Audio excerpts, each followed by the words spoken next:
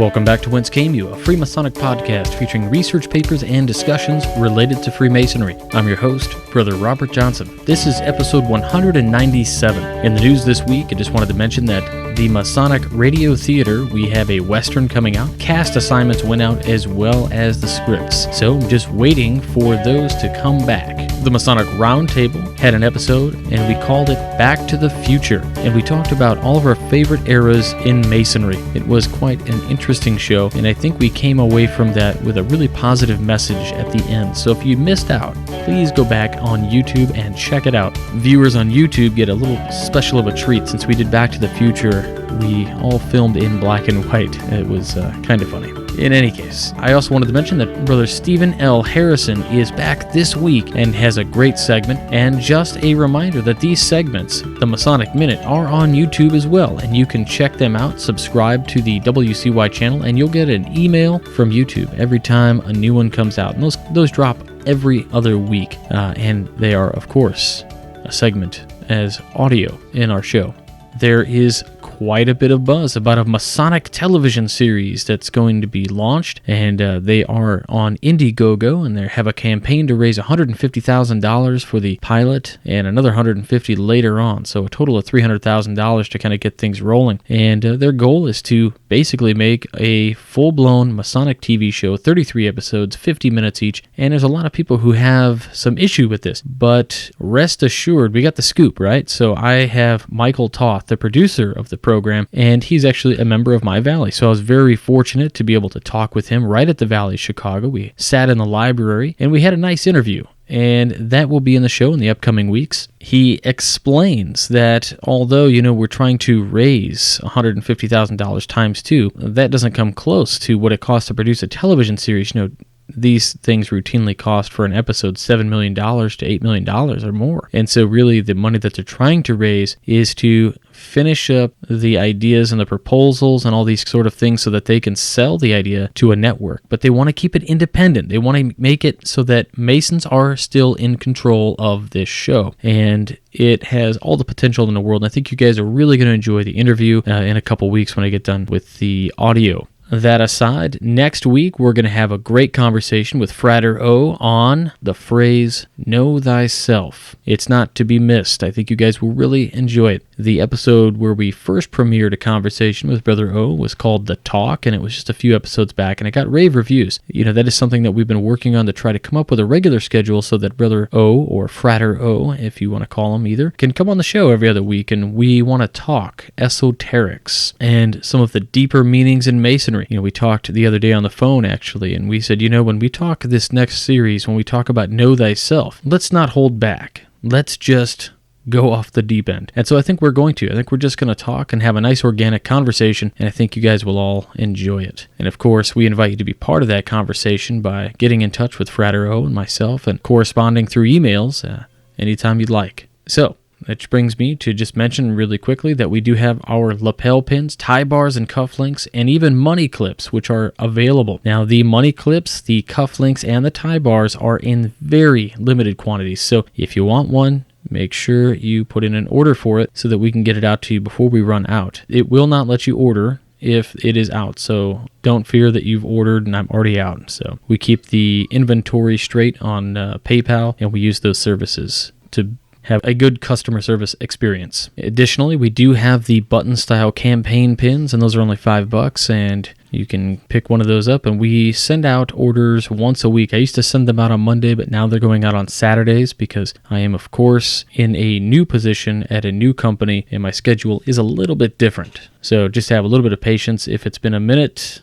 I will get it to you. I do have Tales from the Craft by illustrious Brother Stephen L. Harrison on the WCY store as well. They're $18 and they ship anywhere in the United States, $25 for international shipping anywhere else in the world, and the $18 for U.S. shipping is a match of Amazon.com. The only difference is you're getting it from a brother with some pretty sweet packaging. And there's a new book out by Stephen L. Harrison, and it looks just amazing. It's called Freemasons at Oak Island, and it's a shorter book, and it's supposed to come out very soon. It's going to be pre-order. You can pre-order right now. You can find links to that in the show notes.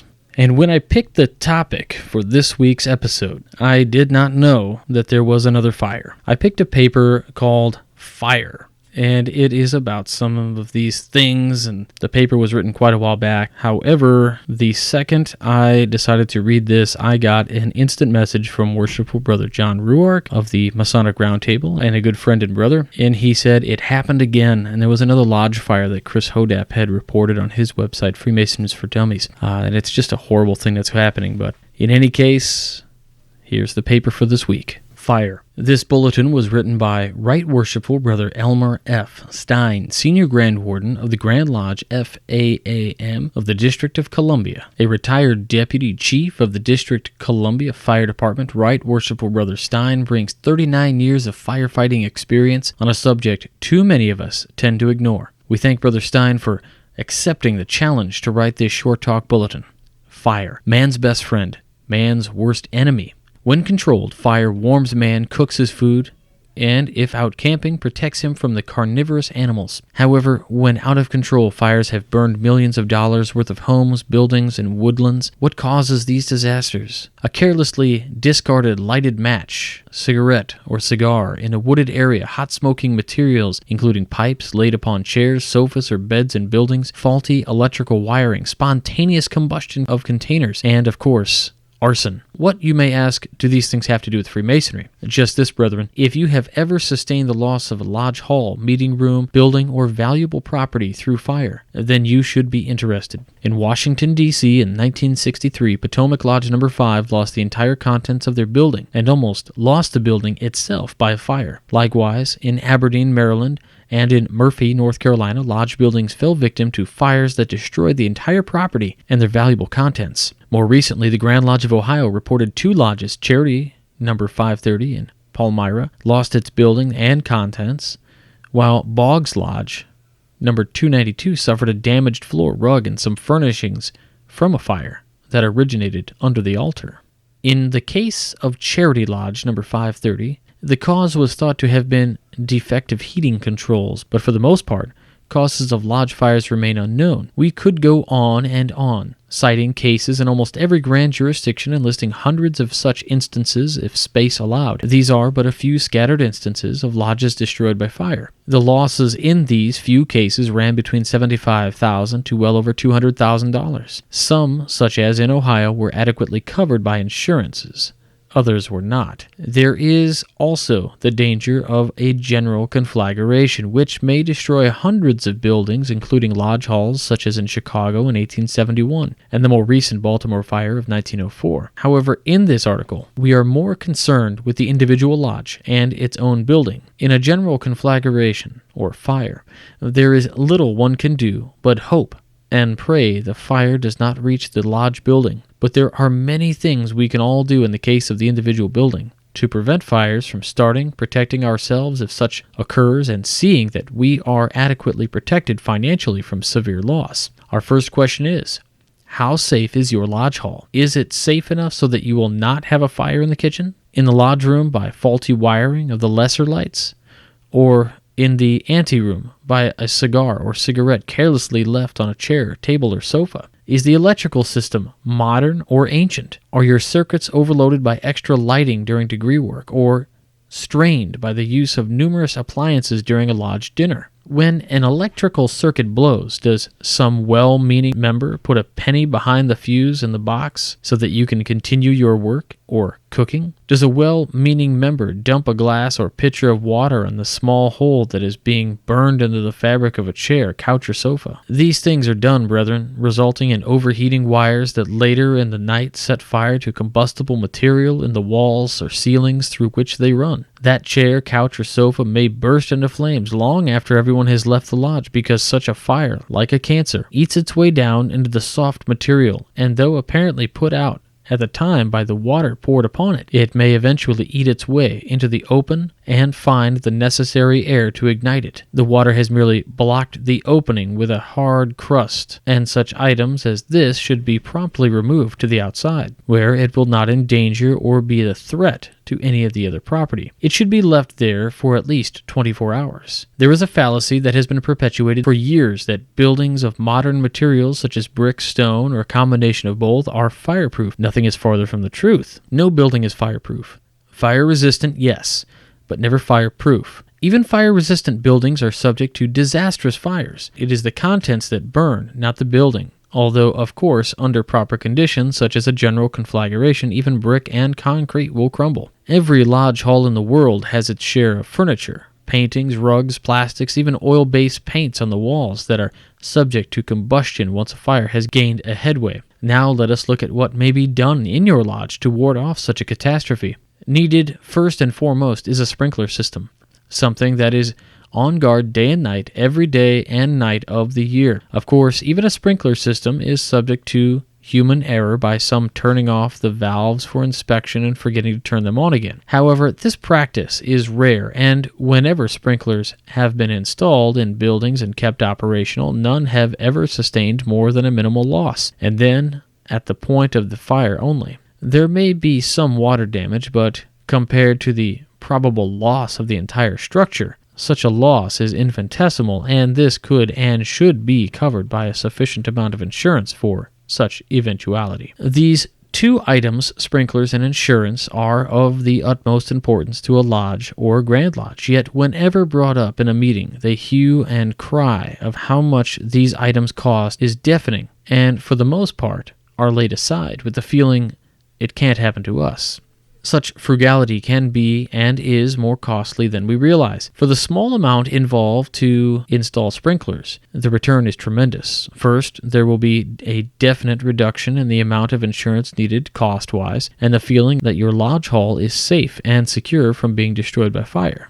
These two items are well worth the original cost of the sprinklers. The amount paid out for insurance to protect your lodge hall from water damage in case a sprinkler head should go off and extinguish a fire in its incipient stage is also minimal. An outside alarm system installed as part of the sprinkler system alerts the passerby that something is wrong in the building, and a prompt response by the fire department assures the difference between slight water damage and a probable complete loss of the entire building by fire. Only too often have we sat in lodges and even Grand Lodges and listened to arguments as to the proper amounts of insurance that should be carried. Never have we heard discussions regarding the protection of a lodge building before the fire strikes. The argument is always the same: the high cost of the insurance and the settling for the minimum amount and the lesser cost. Yet, a little foresight would have prevented the loss of a lodge building mentioned in the beginning of this talk. Just a few dollars invested in protection over the years would have more than taken care of their loss. The argument against buying insurance is sadly that the insurance never takes care of the entire loss. This is true, but compared to a complete loss, which only repays around 80%, a sufficient amount of insurance that repays whenever the water damage is from a sprinkler certainly knocks that argument in the head.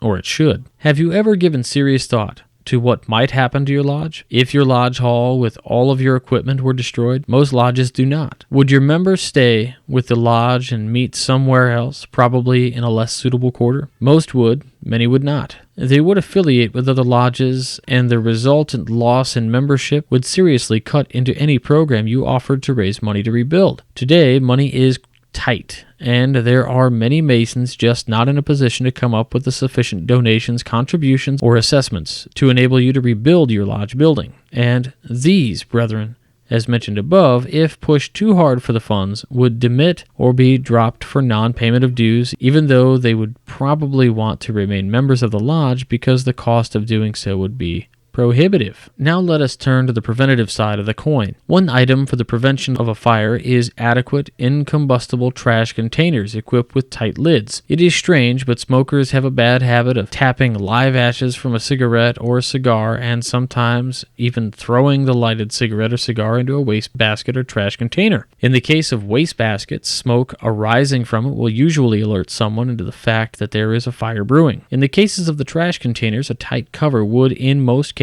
prevent the fire from starting due to the lack of oxygen. A fire needs air, and a tight lid assures protection if the lid is properly placed on the container. In lodges where smoking is permitted, adequate ash stands with the flip top permitting the butt to fall into the bottom should be provided. Do you have a competent janitor, or does some good brother volunteer his services in keeping your lodge trash area and kitchen cleaned up? There is a distinct danger in allowing grease to accumulate under the hood over kitchen stoves and in and around the stoves themselves. When sufficient grease accumulates, the sufficient heat is applied, such as long preparations for lodge dinners. Then you have the ingredients for a hot, nasty, and dangerous fire, such as the one in the kitchen of Cornerstone Lodge, number 224 in Tacoma Park, Maryland. Luckily, at the head of the table was seated an off-duty member of the D.C. Fire Department who, when notified that the kitchen was on fire, told the brother to notify the local fire department and then calmly proceeded to the kitchen, shut the door, and fought the flames under the stove hood and going up the wall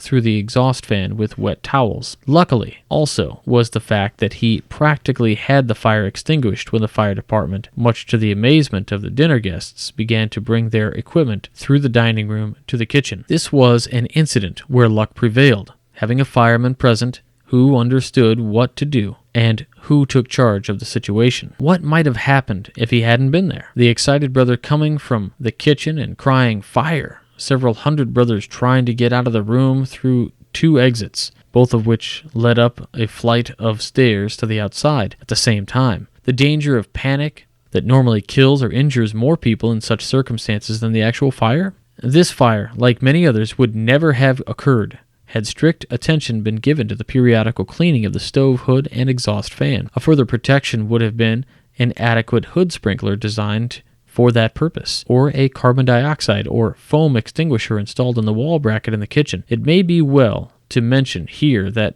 extinguishers can be somewhat dangerous unless a person using them has been taught to use them properly. This can be done with little effort on your part by carefully reading and thoroughly understanding the instructions on its use. Not when the fire occurs, but when the extinguishers are installed and again at frequent periods. In many cases, lodges have brethren who are also members of the local fire department and who would be only too happy to assist your lodge in any way possible by instructing the brethren or the janitor in the use of extinguishers, or by inspecting your quarters for defective electrical systems that could cause you trouble. Then heed his advice. It may be the most valuable single item in your plan against a fire occurring in your building. Every building of 3 or more stories housing a lodge should certainly be equipped with fire escapes, one of which should be readily available to the lodge room itself. An inside fireproof stairwell is the preferable type, but 1 or more on the outside, certainly. These also should be examined regularly for rust,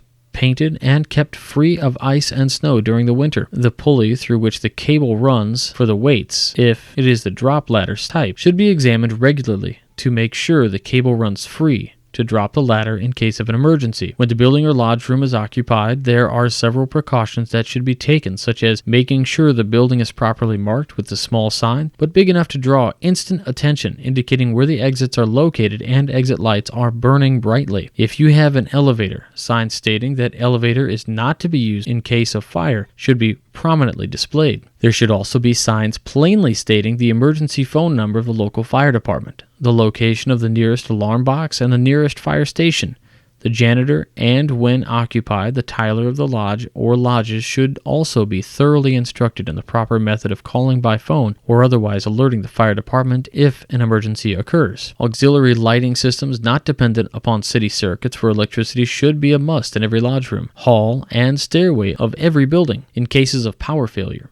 Emergency auxiliary lights, which provide illumination over a 5,000 square foot area, are available at a modest cost. The use can prevent serious injury in case of an emergency. Should your building have an alarm system not connected with the city fire department, this should be plainly shown by a large card stating this fact, that it is for alerting the occupants of the building only and does not call the fire department. This oversight many times has caused fires of incipient origin to become full-scale conflagrations just because someone failed to notify the fire department, thinking the pulling of the local building alarm had taken care of this factor. We often see on television these days commercials advertising to us to hold family meetings to discuss a second escape plan, whereby we may leave our home in safety if the regular exits are blocked. Why not this same discussion in your lodge officer meetings, or every so often in lodge? You may never need it, yet someday it may save you and your fellow Mason's life. Masters today are constantly looking around for programs to fill their meetings whenever degree work is not on the agenda. You want a program?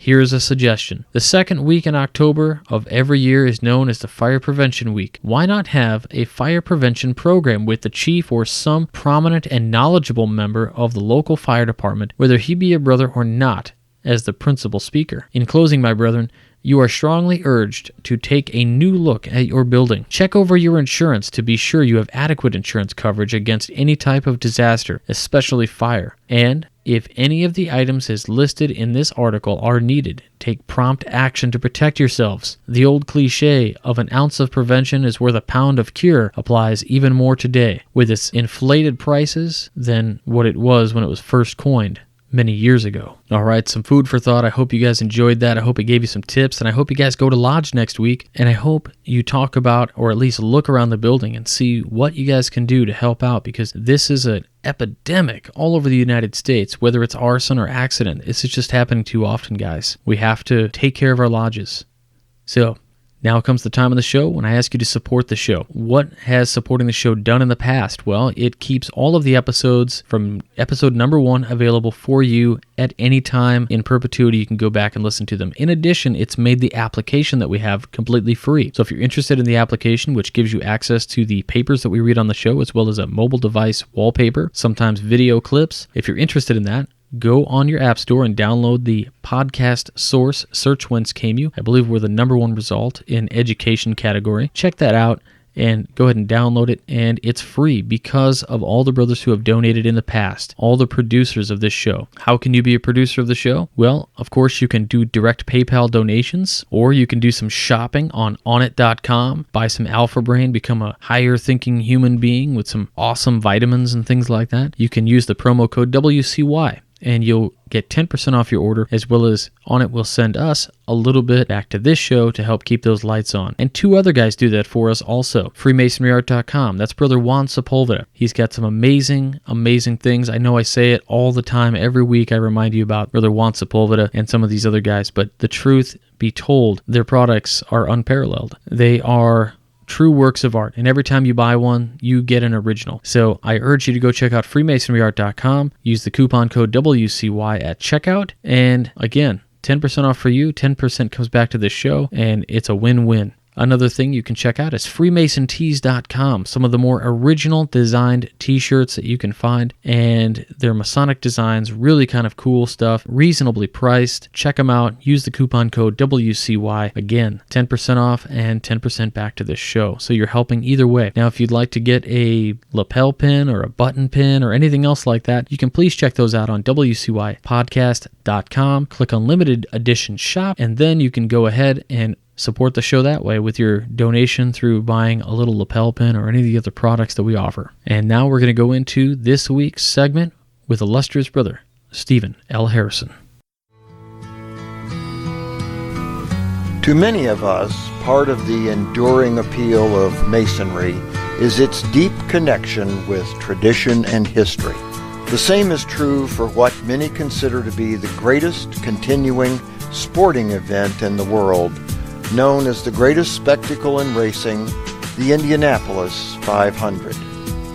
Drivers and fans agree, just being at this immense sporting venue is enough to conjure up visions of the greatest moments in racing. Every corner of the place is steeped in memories of the greatest names in racing history: De Palma, Shaw, Foyt, Andretti, Unser, and many, many others. And there is one more, Hornish. On May 28, 2006, Sam Hornish Jr. won the 90th running of the Indianapolis 500. Make that brother Sam Hornish Jr. Born July 2, 1979, Sam is a member of Omega Lodge number 564 in Defiance, Ohio.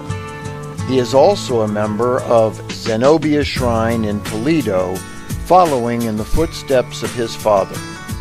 Sam has been an active and dedicated Mason, speaking regularly at Masonic events in his hometown and across the country. In addition, he has participated with the Shrine in making public service announcements, lending his speaking talent and big name to help support the Shrine hospitals. His racing career began in 1991 at age 12 and moved progressively from go-karts through Formula 2000 and on into the Indy Racing League in 1999. Along the way, he won multiple championships at all levels, including 3 IRL titles in 2001, 02, and 06. Today, he drives for Richard Petty Motorsports in the NASCAR series. With 2 IRL championships under his belt, he attracted the attention of racing team giant Roger Penske and moved to Penske's team Marlboro in 2005, and in some circles was known as the best active driver never to win the Indy 500. In 2006, he did away with that dubious title. Starting first, Hornish stayed in the hunt for the entire race, running in second place for the final few laps. Then, on the last lap, at the last possible second, he made a Hollywood script-style pass to win the race. Lost in this breathtaking ending and the fact that he had just won the world's greatest race was something else which reflects the demeanor and Masonic background Sam Hornish demonstrates on and off the track. In addition to winning the race, he won the Scott Brayton Sportsmanship Award. It was the first time any sportsmanship award had gone to the winner of the race. Brother Hornish is known on the racing circuit as a spiritual man with deep conviction and as a fair and clean competitor. At the end of the race, when he had the opportunity to make a pass for the lead that might have been dangerous, he elected to wait for a better opportunity. Asked about this in his post-race press conference, Brother Hornish said, "All the wins in the world don't mean anything if you can't be glad about it at the end of the day. I don't ever want to win a race like that, feeling like I cheated somebody out of the opportunity to win." At 35, he has time left to go on to more achievements in racing, as well as in other aspects of his life, including Freemasonry. For the Whence Came You podcast, this is Steve Harrison with the Masonic Minute.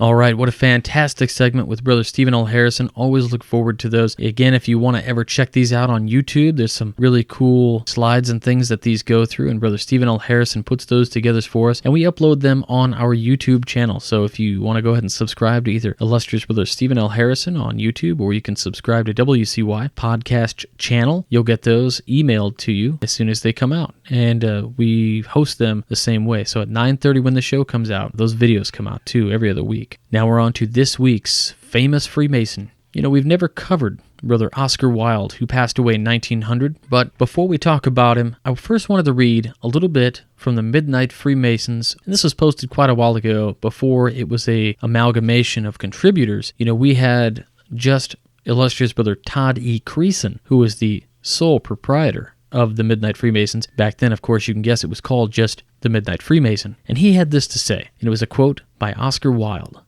"To live is the rarest thing in the world. Most people exist, that is all." Oscar Wilde. University Lodge, number 357, Oxford, England. "We are the designers of our own lives. We make all the decisions, good and bad. It is easy to look at your life as something that happens to you instead of something you're in charge of. The truth is, it's up to us whether we participate in life or sit back and watch it pass by. Perhaps you're thinking of yourself right now. Yeah, someday when I'm not so busy and I have more time, I'd really like to spend more time enjoying life. But nobody knows how much time they have on Earth. It could all be over in another 80 years, or before the sun goes down today. There are too many unknowns in life to assume you can do things tomorrow, or 10 years from now, or when you retire maybe. If you really want to get into the game, shouldn't you just do that today? If not now, when?" So that was a piece from the Midnight Freemasons. Again, words by Brother Todd E. Creason. And Brother Oscar Wilde. Oscar Wilde, born October 16th, 1854, and he passed away just a few days after my birthday, November 30th, 1900. I wasn't born in 1900. Born in Dublin, Ireland, Wilde was educated at Trinity College in Dublin and Oxford, where he achieved a rare double first. Wilde was known for his flamboyance and wit, but rejected by many for his unorthodox views and bohemian lifestyle. He wrote stories, essays, plays, poems, and one novel, The Picture of Dorian Gray, a timeless classic. Either that wallpaper goes or I do. Oscar Wilde's attributed last words as he lay dying in a drab Paris bedroom. He was raised in Oxford, May 25th, 1875, and he was actually excluded for non-payment of dues in January 22nd, 1883, and he also was a member of Apollo University Lodge, number 357. That's it for this week, guys. Please find us on Facebook, follow us on Twitter at Whence, check us out on Google Plus at the email address wcypodcast@gmail.com. You can email me there or at admin@wcypodcast.com. Please don't forget about the Midnight Freemasons, pushing out 3 articles every single week, brand new stuff, Mondays, Wednesdays, and Fridays, always some fresh Masonic content for you anytime you want it. Again, the Masonic Roundtable coming up every Tuesday at 10/9 Central. This upcoming week, we are going to be talking operative lodges. So you're not going to want to miss that, of course. And please check out Brother Stephen L. Harrison's book, Tales from the Craft, and the pre-order Freemasons at Oak Island. I can't wait to read it. You can pre-order it right there in the show notes. It's a Kindle book, and it's only